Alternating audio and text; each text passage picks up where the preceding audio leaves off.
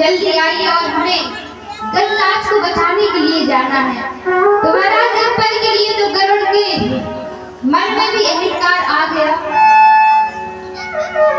अब जैसे ही अहंकार आया तो भगवान नारायण कहने लगे कि गजराज को तो बाद में बचाएंगे, पहले गरुड़ का जो अभिमान है इसे तो दूर करना ही पड़ेगा।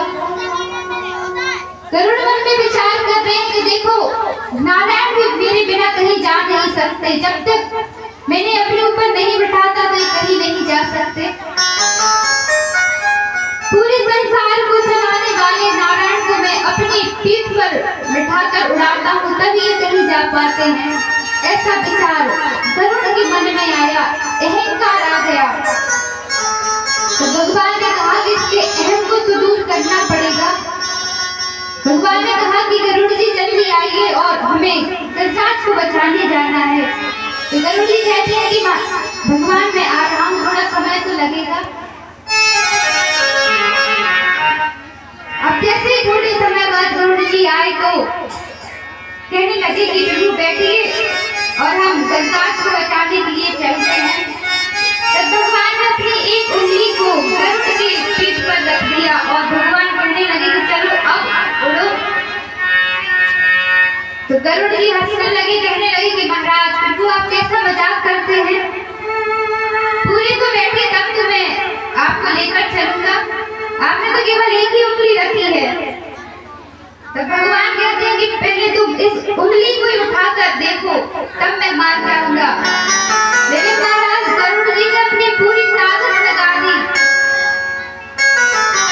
लेकिन भगवान की उंगली का वजन नहीं उठा पाए और उनका जो अहम था दूर हो गया। कहने लगे कि भगवान हमें क्षमा कर दे, मेरे मन में जो अहंकार आया उसके लिए मैं क्षमा प्रार्थना करता हूँ।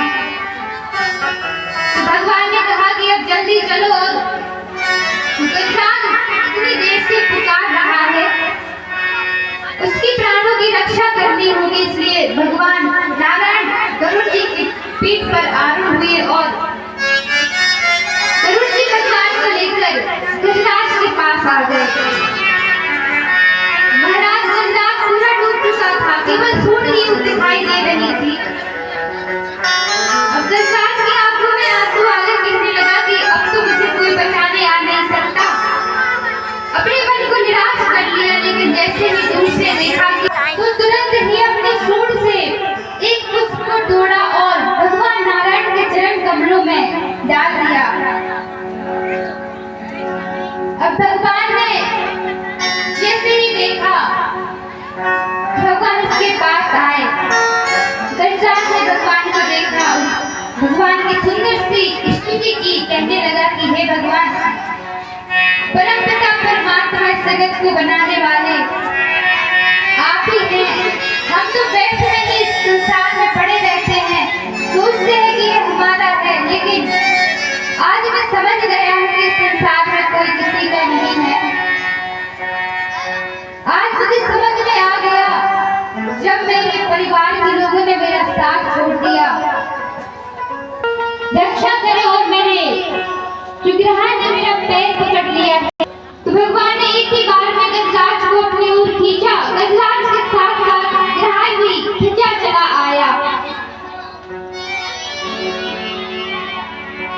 अब राजा परीक्षित से सुखदेव जी महाराज कहते हैं कि ये बताओ भगवान ने गजराज को बचाया कि विग्रह को मुक्त किया, मुक्ति किसे मिली? देखो भगवान के हाथों से मरना भी बड़ा सौभाग्य होता है। तो गजराज के हरि के जैसे भगवान को पुकारा तो भगवान आए, गजराज को सरोवर से निकाला और गाय का उद्धार कर दिया, उसकी मुक्ति कर दी। तो सुखदेव जी महाराज कहते राजा जब कोई किसी का नाम नहीं होता तो गोविंद कहते हैं कि वो हमारा नाम है। तो जैसे ही गजराज ने पुकारा था कि भगवान आप आए हमारी सहायता करें, तो देखो फिर वो तुरंत चले आए। उसने भगवान का नाम मुख से बोल ही नहीं पाया, कितने में भगवान ने उसका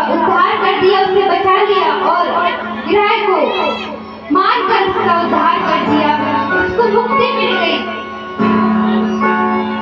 तो सुखदेव जी महाराज कहते हैं कि अगर हम भगवान को सुख में याद करेंगे तो दुख हमारे पास नहीं आ सकता। लेकिन ये हम सबकी सबसे बड़ी भ्रांति है कि भगवान को सुख में भूल जाते हैं और दुख में याद करते हैं। दुख में सुमिरन सब करे, सुख में करे ना कोई, जो दुख में सुमिरन करे तो दुख काहे को होए। सुखदेव जी महाराज कहते हैं कि अगर हम भगवान को सुख में याद कर लेंगे, दुख हमारे पास आ ही नहीं पाएगा।